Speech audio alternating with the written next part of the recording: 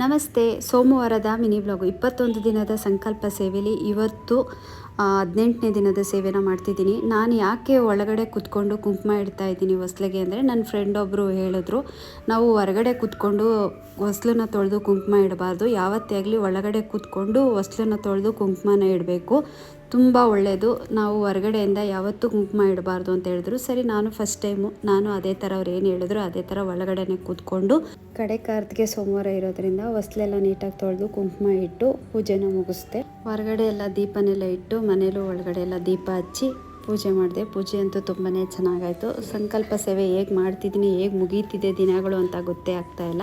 ತುಂಬ ಜನ ಕೇಳ್ತಾ ಇದ್ರಿ, ನಮಗೂ ಹೇಳ್ಕೊಡಿ ಅಕ್ಕ ಸಂಕಲ್ಪ ಸೇವೆ ಹೇಗೆ ಮಾಡೋದು ಏನು ಅಂತ. ಖಂಡಿತ ಹೇಳ್ಕೊಡ್ತೀನಿ.